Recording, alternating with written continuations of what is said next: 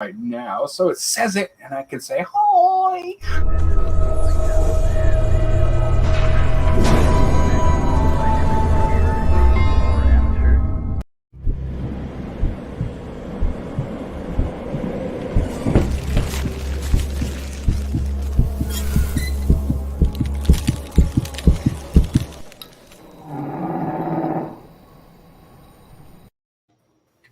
Ah, ha, ha, ha. Oh, okay. So we are live tonight, and we've got some great show for you tonight. Of course, I've got with me tonight is Miss Renee. You heard her last week. Say hi, everybody. And we have Miss Pam over there. Yeah, I'll get my pointing down eventually. And if you guys do remember, Miss Annie is out this week, but she will be back next week. She's having a great weekend. Let's just put it like that. Tonight, though, we're going to kind of go little over different things. And there's one thing I actually stumbled across something today for the first time, and it blew me away. I didn't know there was a such thing. So we'll get into that. Plus, we have a new segment we want to add to the show. And I'm going to tell you a rough idea of what it is. It's called Fight or Flight. Now, if most of y'all recognize the phrase, you recognize the phrase already, right? Mainly because it's a typical response that our bodies go through in certain situations. Let me ask you, have you guys ever in an investigation run across something that just scares you enough to say, I'm not investigating, I'm gone? Have you guys done it? No. No? So no matter what, you'll investigate. Yeah, I've pretty much investigated a couple of places. I know there was one time I didn't feel comfortable, so I just stayed out of the room because I saw red lights flashing, like red lights within the room, and I didn't like that. That was my warning to stay out. So I don't blame you. And I didn't like panic or anything. I just said I don't like what I'm feeling and seeing in this room, and I'm not going in it. I'm respecting them. They don't want me in there. I'm not going in there because that was not anything that was human at any point in time. Right. Okay, so Evie puts in there, she says no, unless it's logical safety issue. Now, I have to agree with that. There's a lot of people who tend to go into dilapidated buildings that are falling apart, and they don't think about that particular issue of safety. You think about it, they're also doing it in the dark. And so it's like, so you don't know where you're walking, and if you walk on some bad flooring, it could be very dangerous. Right. Okay, that's a good one. I've never heard that put that way. She says, I'll search all the hotel rooms for Bigfoot just to be safe. Sure. But there's a lot of things that I want to kind of start in an area that Renee is working with, which is the TVC project. But there's also something that Annie wants to discuss later on, and we'll probably get into that as well, is astral projections. Okay. I'm trying to share the show. I'm sorry. I'm not. Oh, no, that's okay. And believe it or not, I saw new evidence over some more what they call Ibani UFOs. Really? I don't know if this is starting to become a trend, but I'm trying to see if I can get the video, but I'm also going to see about trying to get MUFON back on to discuss that with us so we can find out a little more about, this Ibani UFO. So it's different. It's unique. It's something we'll never probably be able to say we understand. Right. but it's there. So tonight, Ibani will kind of leave off the shelf for now. But so let's start with trans vibrational communication, right? It's transcendent vibrational communication. I will get it right one of these days. You're close. So let's kind of go into this. Let's give it a deeper look at to what it is. I mean, so we're talking about obviously a form of communication that people would right away say, "Oh, it's astral projecting," but it's not. Right? No. Excuse me. Like I had mentioned last week, just to start out, our spirits, our own soul, can do very similar things as that of somebody's soul who's deceased or a disembodied spirit. We can do the same thing. Right. So in the process of doing this and testing this out, our souls should be able to communicate over different apparatus. And we don't have to be in the room, obviously. I'm not talking being on a cell phone, on Skype, or anything like that, but that our voice comes over different apparatus. So what I've been working on the last 5 years with a team of people, and we aren't able to get together, but I test out whenever I can, when teams invite me to do this. And we have actual proof, which EW might still have some of that. Unless they're still in the Dropbox. Okay. I don't think I removed them. But, my voice can come over and transmit. It's my soul's communication to the people in different locations. Like the ones that we have are from Indiana, and we also have from Memphis. So basically, it's proving that our own spirits can do that of what somebody who's no longer with us. Mm-hmm. Okay. So with that, it isn't an astral projection per se. It's what I call a soul projection, because you don't go into the astral plane. You just soul project. Mm-hmm.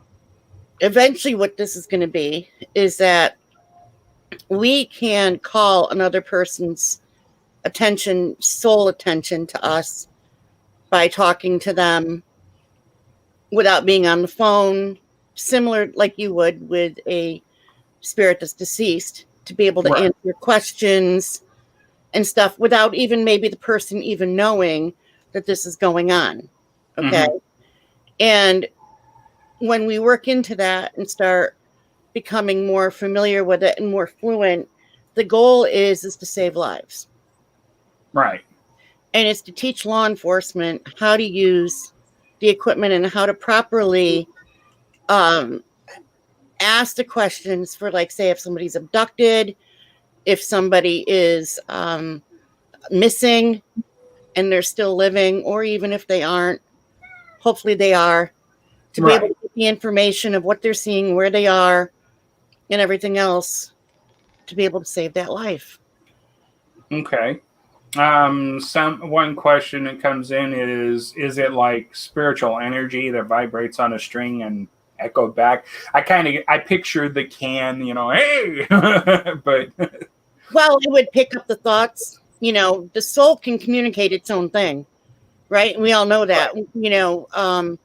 When we try to listen to our higher selves, that's our higher self, is our soul. Right. So that can do a communication, so that even just to project it out, like right now we're working on the actual projection of the soul projection and being in that location so that, it gets familiar and we can, test out where our boundaries are, if this is going to work, if this isn't going to work. So that's where we're at. And it's more, it could be a thought process. But the soul actually communicates the voice of the person. Right. There's two questions that are up, but I will ask those a little bit along the line, because some of them are kind of a jumping ahead. I don't want to do that yet. Because I do know parts of this, because I've been, I've produced a couple of the shows that you've actually communicated it on. So I do kind of know some of those answers, and I don't want to, jump the gun on that. But let's take a moment. Can you describe to us, in somewhat of a detail, of the difference between astral projecting and soul projecting? When I think of a soul projection, how I describe it is, it's like you're in an airplane and you're staying within this plane, in the physical plane, and you project your spirit, your soul, to different locations. With astral projection, you're crossing the veil and you're going to the higher dimensions. And you're actually entering the spirit world with an astral projection, whereas a soul projection, you're staying within the physical world. Right. Oh. In the astral projecting, and we're going to ask the same for the spiritual projecting. Astral projecting, what are the dangers of this? Well, there are dangers, and not to scare people.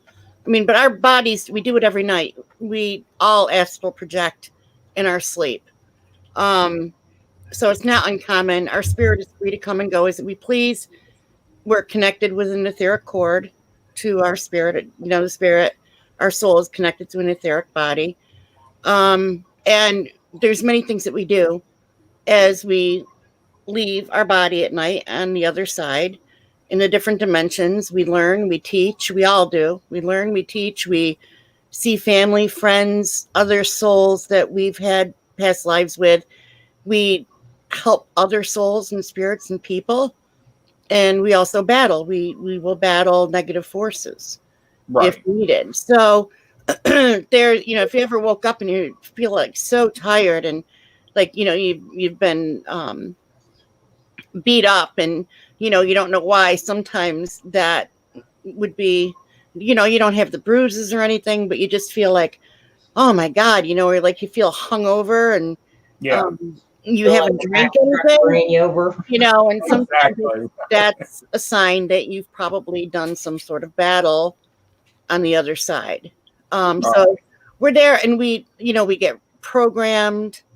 If you ever felt like during the day, if you feel like you're out of body, right? So you are most likely out of body. Would you classify anything like this as a form of deja vu as well? Because I get what you okay. Let me back it up, and this might answer or help you understand my question to this.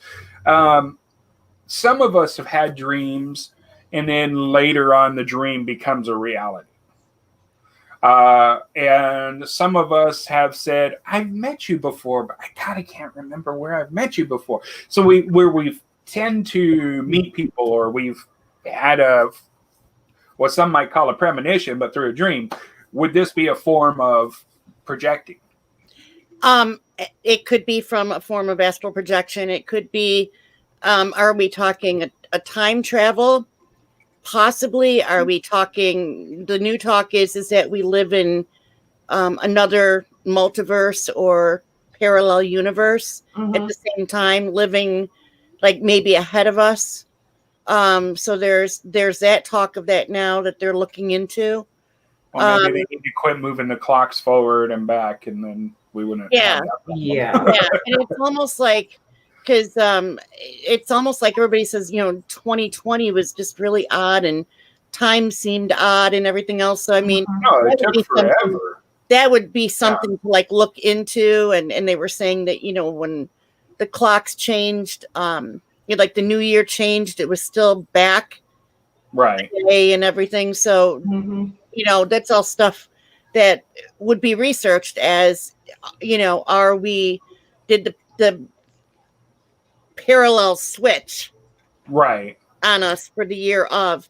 But when we look at this and we talk, you were saying, are there dangers? Well, there's always dangers. A lot of people can intentionally astral project. I'm one of them. People can call me, and I'll not even like call me on the phone, but like people can think of me if they're going through a hard time or they need help. And it's like my soul will transmit automatically, and I can still function. So when we look at this, though, the danger is that there's always risk of another spirit while we're out of body coming into our body. Right. So there's always that risk, but.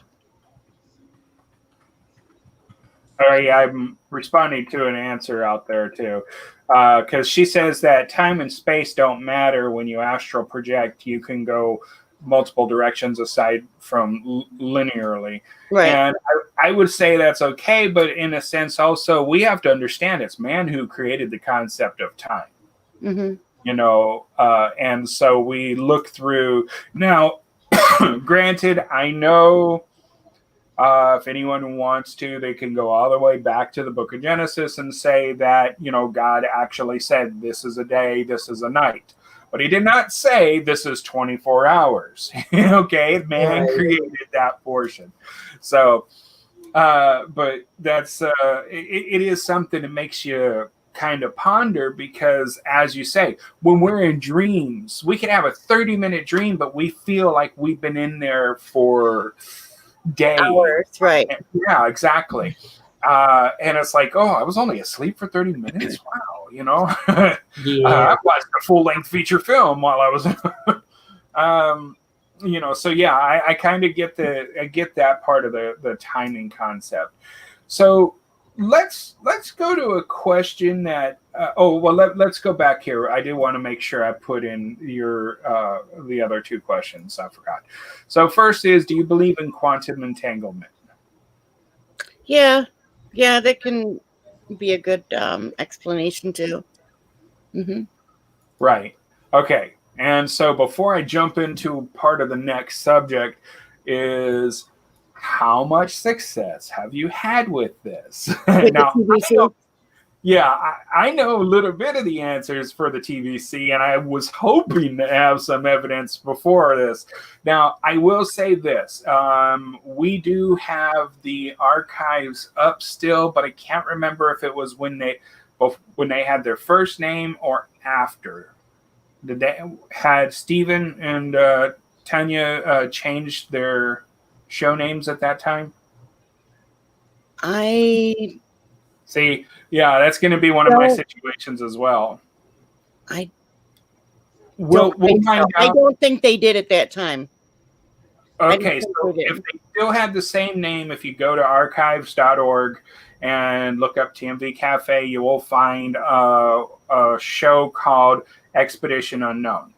That was Tanya and Steven's show. Later, they became Historical Haunts. In there, you will find the TVC show where you can actually hear results from Renee's investigation with them. Now, I know there's new evidence that's coming out as well, but you're still not quite able to share, right? Correct.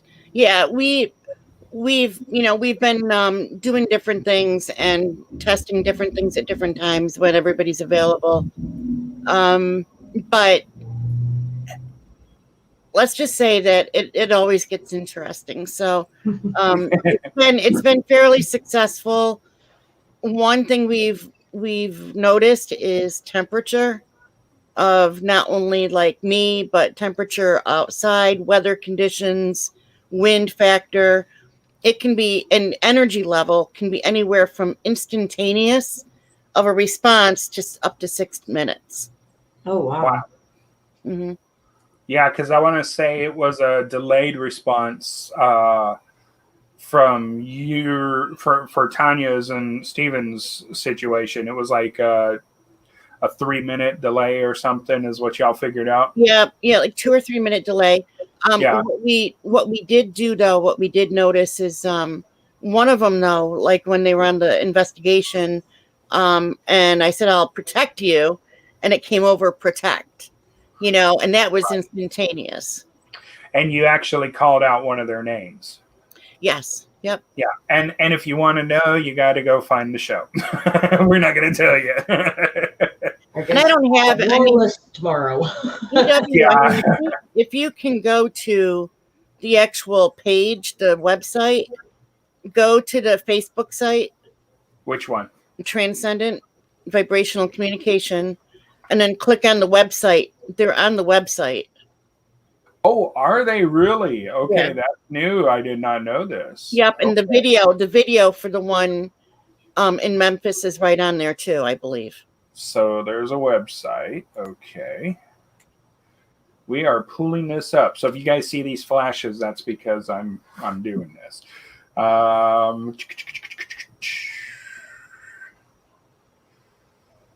I see the blog. I see the locations. Which one do I need to be looking through? The about? No. Nope. Research. Yep.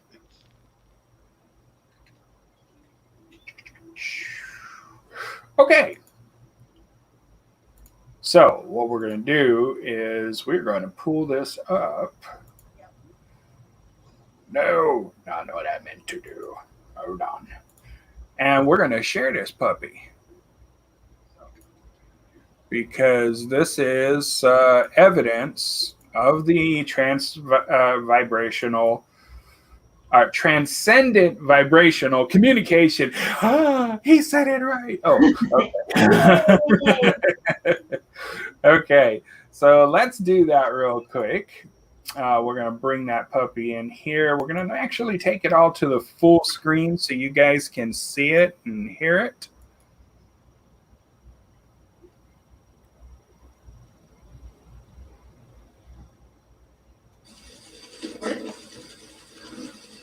That sounded like pardon me. And see, that does sound like your voice. Yeah, it does. Yeah. Now that was in Indiana. That was an investigation that they had done in a home for people with disabilities, and the one woman was talking about wanting to kill people. She was told to kill people and everything else, and there was a spirit there, a male spirit there that was talking through her. So and it was in the one room. So they moved her and her roommate out, put them in the living room for the investigation to sleep. And I projected in. And when you hear the pardon me, it's because I can be klutzy at times. And I ran into one of the investigators and he felt it. Like, Right. I don't remember if he fell off the bed or I like literally ran into him. I have my Lucy moments even on, when I'm in spirit. So, Right. so I did. And all of the equipment, like all the cameras went dead. So they couldn't even film it. Cause when I came in, they said it was like a whirlwind and like all the phones went out in the house, all in the group home, all the cameras, all the equipment, everything went out when I had entered in. Oh, wow. Took care of what I needed to take care of. And then the next morning, the woman who had been told to kill people and had gotten pretty scared, who was scared herself, said everything's all right. She took care of it. And they didn't even know. They didn't even know I was, in there or anything. But she was told he was gone and everything was better and they haven't had a problem since. So Wow. Okay. Let's see. We're going to try a new way for this next one. Because, yeah, I can do that. But first, let's do this because it didn't go the way I wanted it to. Okay, now it will.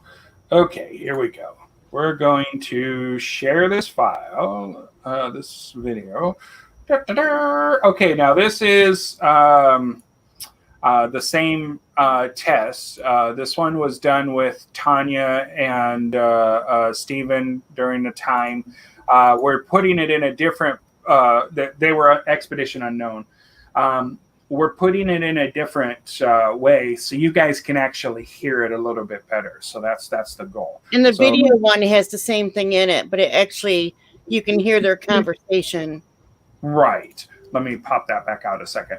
Let's also, because Evie mentioned the shuffling sound, they're probably using a Radio Shack hack. I believe it was I believe it was an SB7.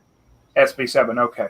So, but this gives you an idea why you hear the that's what that sound is. All right, so here we go. This is.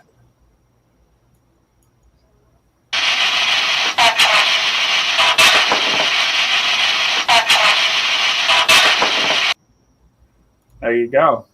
Wow. Yeah. How clear is that? That's awesome. Right. So there's a lot more you guys can actually find. The best way to do is go to, and I'm going to actually put this up as a share so they can see the Facebook page and go to it. It'll be much easier to do than. Now, this also brings up another question to EW, is on investigations. And even though I'm a psychic medium and I can do this, it brings up the question in regard to, are spirits talking to us over all this different apparatus, or is it our own thinking, our own spirits coming through on some of it? Not all of it, but on some of it that we're getting. Okay, now I will say I've been witness to a situation that should have never happened. Oh, yeah? Okay. And I will straight out say this was a Radio Shack hack. Mm-hmm. The reason I stress that is because you need to understand they take a radio and they remove a particular thing and it just scans the channels over and over and over. Really fast. Really fast. So now you can't have, you're not going to get a sentence from one station. It's not going to lock in. That's the most important comment that it needs to be heard right there. You cannot get a sentence. Now in San Antonio, they have slowly gotten rid of most of their Spanish stations, and they're so spread out on the dial that you're just not. There's no way. Right. In an investigation, we got a full-on sentence in Spanish, and it was so clear, the same voice. You know, I still to this day wish I had that audio for you guys, because that was freaking amazing. So it was just one of those things that you just like, oh my God, what did I just hear? You know, it's like, no. So, all right. Let's do this. We're about the halfway point, and I want to add in our new feature. Our new segment. It'll be a nice little portion, and this is based on the fight or flight. You know, when you get scared on stuff, you tend to make a choice. You're either going to stay and fight or you're going to run. And we've seen investigations in the past where people have ran or darn near run the cameraman over, or we've seen investigations where people have said, I want to know more. All right, so here's going to be the question for you guys. Mm-hmm. Would you fight or flight? Which would you run away? So this is a oops, wrong one. Let's do this again. This is a video file of an incident that's happening, and I wanted you guys to see it because it fills in for what we're talking about. Okay. This is a video that was taken at a morgue, and there's a door opening and closing. Now, sure, that doesn't sound like it's such amazing. Wait, let's play the video, and we'll come back and talk about it. Okay.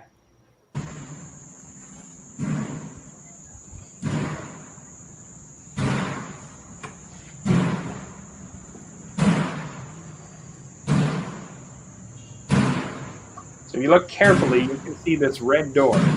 Mm-hmm.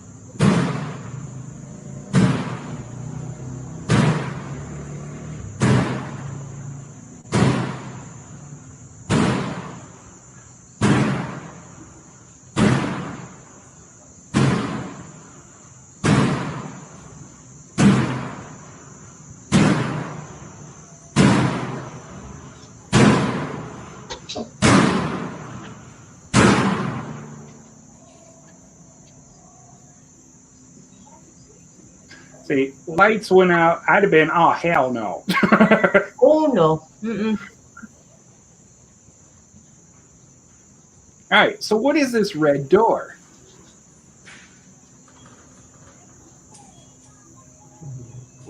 Okay, so it's for what? Emergency hose or? Yeah, it looks like it. But how was it opening and closing? As you can see, this guy is looking into it. He wants to know, what the hell? He's looking everywhere.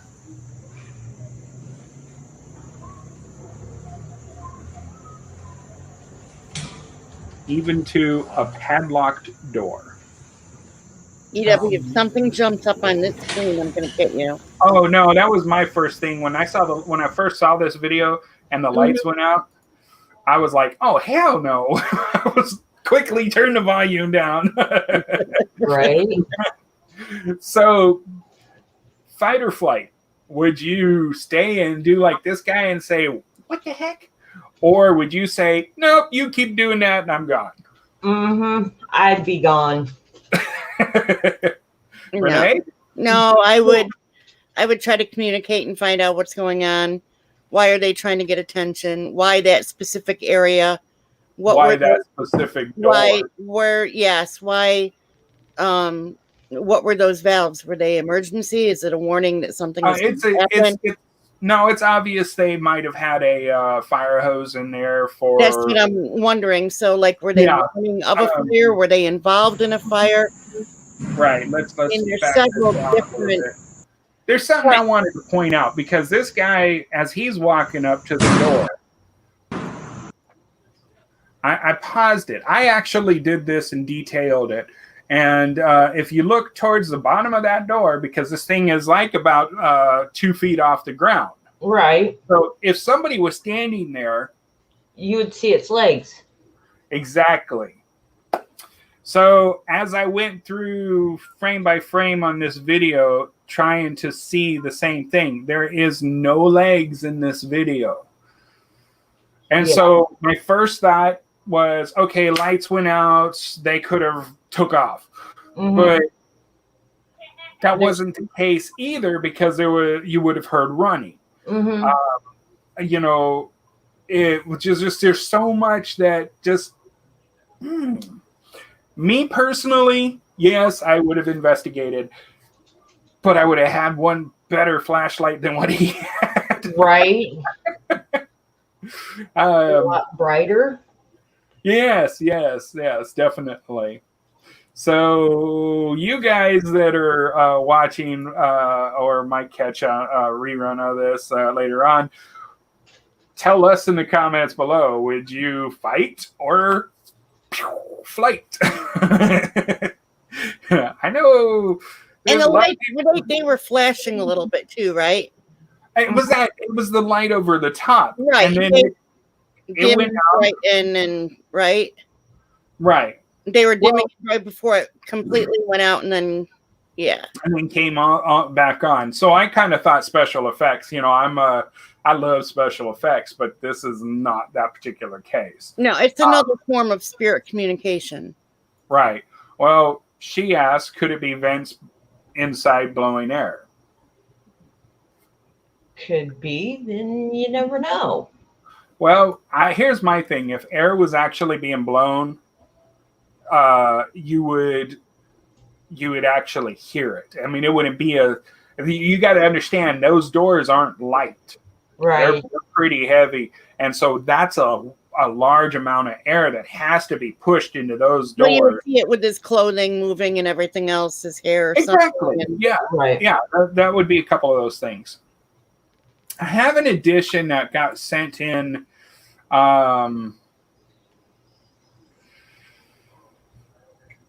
Okay. I'm going to have to explain this a little bit. This is a video that a lady and her mother took. So I'm going to blow this up so you can see it. The following clip was filmed while this lady and mom and her were on a vacation. Okay. No, this is not a jump video. So if anyone, they leave their cats at home alone for a few nights and they'd be gone, and they schedule somebody to come in and check out, check on them every morning. And when they arrived home, they noticed something strange, strange behavior in their cats. So they actually have video of what's going on. I'm going to pause here because what this video is going to do is bring us into a topic that of a new, I don't want to say it's new, but it is something I uncovered and I didn't know. And it goes along with the astral conversations we've had in the past. Okay. Also, being a cat owner myself, I know what it's like to have your cats change and you recognize it. So please take a moment and pay very close attention. Now they're going to put up some more wording so you can understand the situation, and then zoom in on. So there's going to be two times this comes up. So here we go. As you can see, my cat, he does the same thing. When he sees something, gets his attention, he does what my wife calls the squirrel mode. Also, if you look very carefully, you can see mirrors across the way from where this camera is. So obviously there's nobody there, okay? And I did hit play. Okay. Oh, let's get the brand out of the way. I see a shadow in the hallway. Yeah. Goosebumps. And then there's another cat. Yeah, I think see the cat seems to be following something. Yeah. Did you see the table move? The table moved. The door's closing. And this cat that's still on his hind legs is like, what the hell? Now, as you can see, the camera was panned to the wall and stayed there until their return. So what they got was the only evidence of something that happened. And Can you go back? Can you go back? I want to see that shadow again. Oh, I told you it was coming again. Watch carefully. Okay.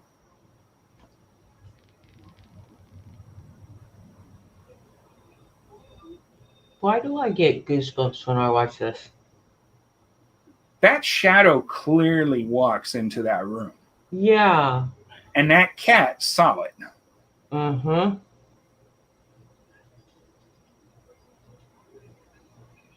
Now, I know these cameras are motion activated, so that's what's got this movement happening, or, this stuff happening. And that door actually did close all the way, didn't it? Yeah, it did. So the cats couldn't get out. Yeah. So something happened to the cats while they were in that room. Right. Exactly. So see, I'm already getting comments. That's creepy. Yes. Yes, it gives me goosebumps. All right. So did we just see footage of a shadow person? Well, a spirit. Not that it wouldn't be a shadow person, but Right. If I'd have to look at it a little bit more to see. Yeah, I've had it on big screen. Because I saw it come to the end of the door, but I didn't see it extend beyond that before it dissipated. So, all right. So let's bring it up. We'll go full screen again for you. And this is the part where it zooms so we can get a better look at it. I do see a light in the background, so it seems to break through the light, but it's not a dark shadow like if something was breaking the light. See, there's a light on the door, which is a reflection. And right there was where you saw it. I'm going to back it up just a hair as it comes into the bedroom. Okay, so go back. Right there. Go back. How far back? Go back to where it started. You started seeing it. I want to show you. Do you see the shadow on the floor? It's bent. Yeah. See the feet and legs? Yeah. Bent. That is not going to be a spirit. No, that actually is a reflection of some movement. But now let's go back to, well, obviously we're not going to see the table move because this was the zoom in, but the door. And the cats. Door. And then also keep your eye on the mirror because there's nothing there and the camera moves. Yeah. So those are the couple of things that had me questioning what this possibly was. What were we looking at? So let me give you fish string. I thought of that. I did. I really did. I have to close this one out. Okay, hold on. All right. Let me give you. There was a human walking. That shadow was of a human, because it was definitely a human. So that wasn't a spirit. So here's an image that I have. What is this? Looks like a shadow figure. Yeah. Now we've been commonly calling things like this as an apparition, a shadow person. But I found a new word today that I had to go through. I literally had to go through. All right. So are you ready for this? Mm-hmm. Astral vampire, often known as psychic vampires or energy vampires. Now I put this up here for a moment because I want to know what you guys think on a astral vampire. What do you think, Renee? Have you heard this phrase before?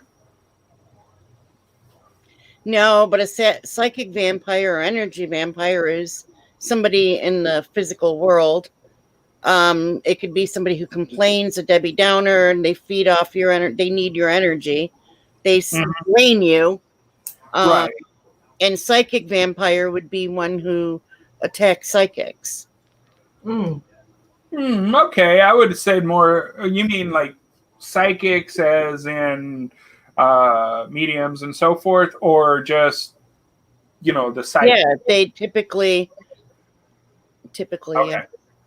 Well, what I did find out is astral vampires lack any true form, but often manifest as ghostly figures, phantoms, or shadowy figures. They may also haunt dreams or minds with more gruesome appearances, but in general are described more as a presence than a fully formed entity. In contrast, some energy vampires are seen as fully physical and human in appearance, but may be distinguished from others via dark auras or strange eyes, such as the black-eyed children. Who came up with this term?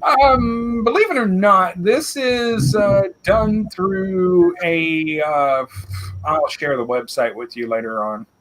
It's done through a different thing.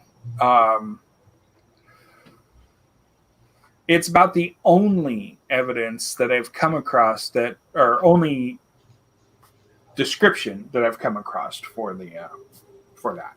But I have to ask, because we know, like you said, I'm often familiar with energy vampires because there's a lot of people who complain about feeling somebody just drain them of their, what they have. who they are and stuff. It's just like they suck the life out of you in a sense. But what is it? Fight Club? No, Fright Club. Sorry, Fright Club is a show on the Travel Channel with the Ghost Brothers and I forgot his name, Osborne, the Ozzy's son. Mhm. Jack. Jack, thank you. And they actually mention astral vampires as well, relating to shadow people. Now, I've come face to face with a shadow person, and I don't ever want to do that again. But yeah, it's on Discovery Plus. Great channel to have for all those things. But it's interesting to come across that because and the only reason I knew they mentioned it is when I was doing my research on astral vampires. It relayed to their show as well. So, but I think of shadow people, and I think that they're bigger than what you would see for the typical spirit. My theory of shadow people is I've seen them in correlation with when I've been out sky watching and see UFOs. They've seen me and I've seen them. Is there anything to freak out about? I've never freaked out about it. When we see an apparition in a building, the shadow of one, that's a manifestation. That is a manifestation of that spirit's energy and trying to form or seeing the outline of that. And you should get away that image, that whether it be an actual manifestation from a spirit that is an intelligent one, like coming and going, or sometimes it's just encoded through the energy of residual energy. Okay, that they can be seen, and it's just a pattern that was repeated every night. So for what we would call an intelligent spirit to manifest takes a lot of energy, and usually the form of some form of like ectoplasma. Okay, I try not to laugh because I think of Greg every time we talk about that. And that one episode where he talks about you had all that energy to build up and all you had to say was she had to pee. That's all I can think of. I'm sorry. So after our show last week, we ended up getting this photo in. This particular photo is a photo of this gentleman that's fishing, and his wife obviously is the one that's at the distance. They don't have any children, and they did not see this until the photo was developed. Oh, wow. Nice. Okay. Now, you mentioned when you say you think of shadow people, you think of the, UFOs or something. And in one of the images we showed last week, both you and Greg were mentioning grays, which are an alien type. And if you look closer, and I'm going to go ahead with the zoom on this, that's why I didn't have it the other way. I want to go in on this zoom, and obviously it's going to get grainy and blurry. But let's take a closer look at this so-called little girl. That's not a little girl. Right. Did E.T. phone home? I am not 100% sure here. You can see the hollowing of the eyes. And this is not, there's not, it doesn't look like there's even any hair. No, it doesn't. Right. So now I will say, folks, we are going to this week change up our email because some of the email that you can send in can't because of the particular email box we have. We're going to change that. We're going to do a Gmail that will allow you to do bigger files. So you guys can share with us, and we'll give next week on the show, we'll give you that email address. So you can actually email your stuff to Paranormal, and we can start sharing it more often. But obviously in the blow up, it gets blurrier. And this goes back to that wonderful quote, how come all the so-called evidence is always blurry? Well, she's facing the camera, but her face isn't. Right. And you could see it's a dress. I mean, Yeah. obviously, in the blow up, it's not. But you can obviously see that's a dress. This is one of those ones that I'm not sure if we can have an explanation for without bringing in, anyone who deals with possibly aliens and so forth. I really would love to get my hands on the original and run this through. You know what it looks like? And I'm not saying this, but like there was a bug or something in the leaves or branch that comes down, and the head replaced the girl's head. Oh, hey, that's a possibility. Could be a pine cone or something. Yeah. I get that. Because see, look, if we go back out a little bit, this is somewhat of, it looks like a pine tree. Right. So yeah, it could be something on the tree. You're absolutely right. But that's, I thought of matrixing, and I thought, are we seeing a version of Matrix? Obviously not with the dress, and I don't know what she's doing there. I mean, she's obviously facing like this, like a front view, not like kind of a front view of her. She's facing. She's facing away from the guy that's fishing. Exactly. Right. And as I said, when they took this picture, they did not see this little girl. It wasn't until the picture was developed. Right. Now, developed, folks, we're not talking taken with a digital camera. We're talking the old style. Where you have to put the film in and go click, and send the film off. Exactly. So, okay. Here's my question for the night. And I'm anxious to hear Renee's response to it as well. And I want to know what you guys, the listeners and viewers think as well. So you can put this in the comment below. Make sure that if you do like what we do, you can, click like and subscribe. And if we can hit over 1,000 viewers or at least 1,000 subscriptions, we're planning on doing some kind of big celebration and some giveaways. So just heads up on that. But we've got a ways to go. So tell everyone. Anyway, so here's the question for the night. Can a house be evil? Can a house be evil? Can a house be evil? The house itself or spirits? Okay. Let me give you an example. The last house I lived in, Renee, both of you guys know a lot of the stories that happened. But one thing that's always bothered me is the families who would go into this house were happy, loving families. But when, as soon as they're moving out, they're separated. They don't want to be a part of it. Nothing, it's like their whole marriage and life was just destroyed. For me and my wife, it started destroying my health. It deteriorated my health. Since I've been out of that house, I've had my falls. I still have my issues with my legs and my back, but I'm not as sick as I was when I was in that house. So, can a house be evil? See, I'm mentioning the house. I'm not mentioning the spirits because whatever happens is still at that house.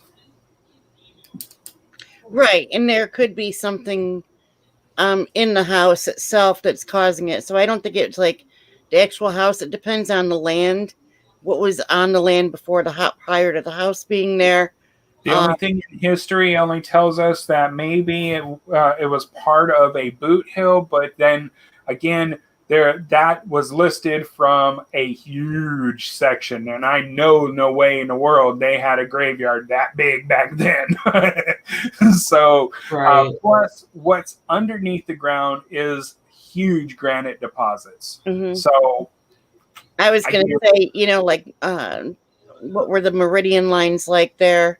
Yeah, anything like that, you know, that would pull in extra energy. Was there a portal open in the house? Well, see, you know, there's still this one other question we never will have the answer to, was that there is one particular door in the house, the guest room, the one that had the most activity of the whole house. Right. And this particular room was padlocked from the outside of the room. I mean, you could see how, you know, the screws and everything. So they padlocked this room from the outside. So they took the padlocks with them when they moved? Oh, yeah. But did it make sense? Why would they padlock this one particular room? Now, this one particular room is where investigators have got their most evidence. You know, and one of the EVPs, it scared the snot out of them. The investigators asked, I bet you got a kick out of that, and they got a response.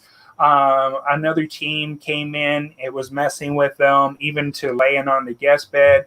And in one of my incidences, I swear, while I was sitting there, I heard a big dog growl. I didn't stick around to find out. I don't blame you. I mean, I know we didn't have no animals in the house except for our cats, but if the cats didn't want to go to that room, why did I need to? Right. So, yeah, it's pretty interesting. Now, I've done clearings on homes where people have been fighting and arguing, and you know, couples. It's gotten really bad in the home. I've gone in and done clearings, and it wasn't even spirits that were there, but residual energy from people who were there prior, and that energy was projecting off onto them and into their lives. So that's not uncommon, because take a look now, right? Mm-hmm. We have all this division, all this negativity going on right now around the world, right? Right. That's all manifesting. And it causes people who wouldn't normally be upset to be short-tempered, to have a lack of patience, to be angry. So this is all very common.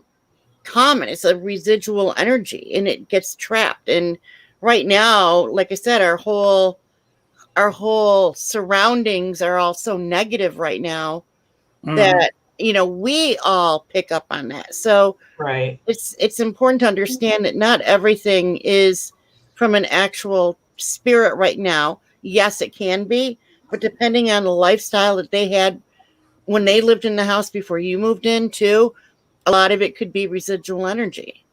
And, you know, so it adding to it even. Right. Because once you clear out that residual energy, typically things smooth out and you're like all lovey-dovey again. Right. Yeah.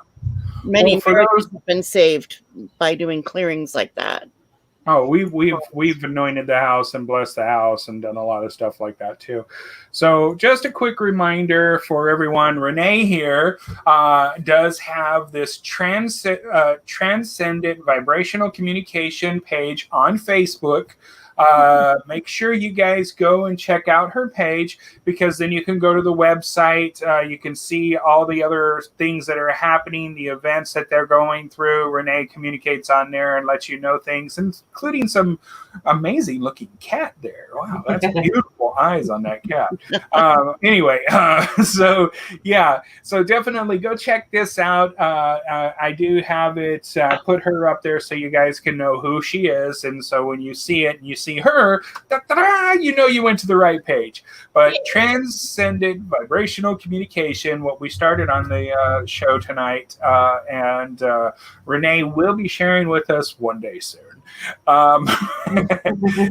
More evidence that we can give you. But if you want to check it out, go to her Facebook page. It'll take you to the website where you can actually hear what evidence they have to date and find out more of the behind the stories for each one of those, because that's, you know, an amazing thing that's happened.